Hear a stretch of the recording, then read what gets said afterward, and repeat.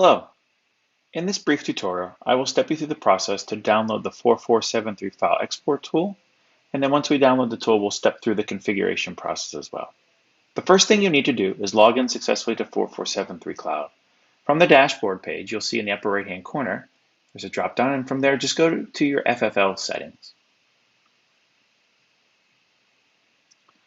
In the FFL settings, you'll have a new section down in the bottom right-hand corner called the File Backup Application.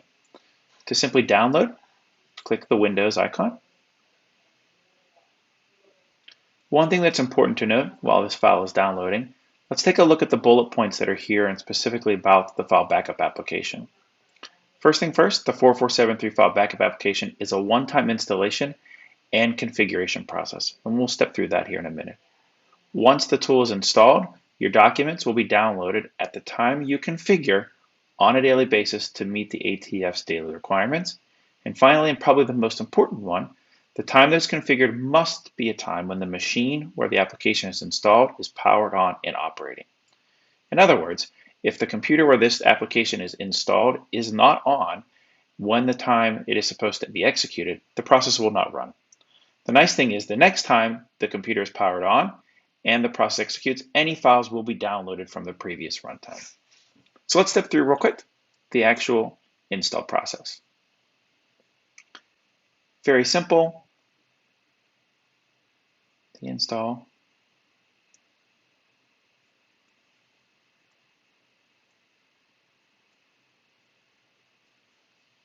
And once the installation is completed, you should have an icon on your desktop. So if we double click that icon,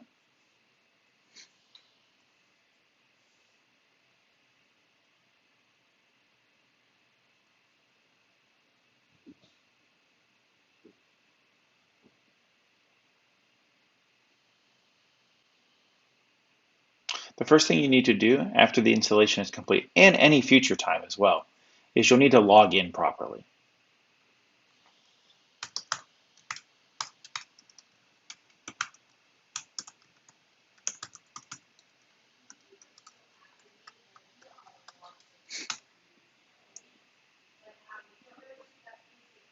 Once you log in successfully, the backup tool application will be displayed, and you have a couple of different options.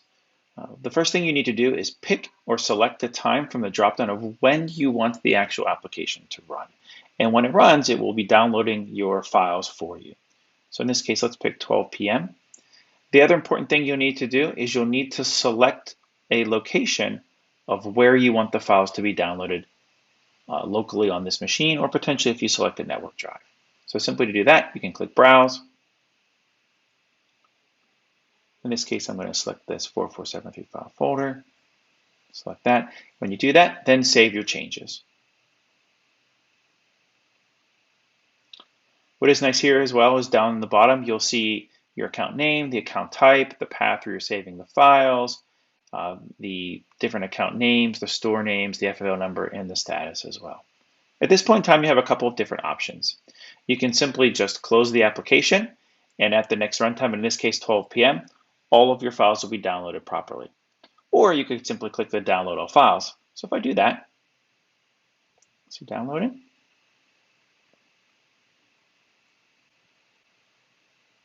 And if I go to this C drive where my files where I selected,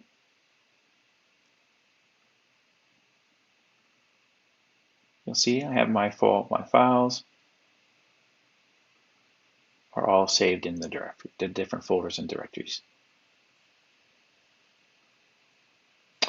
At this point in time, you can just let the process run at 12 p.m. the next time. So the next time it executes, any files that you've uploaded or potentially modified will be downloaded properly. You could always log back in here once again and say you have a file that you modified right now and you want to download that. You would simply click the download since last execution. And since I just ran it, any file since that last execution would be downloaded. Thank you very much for your time and have a great day.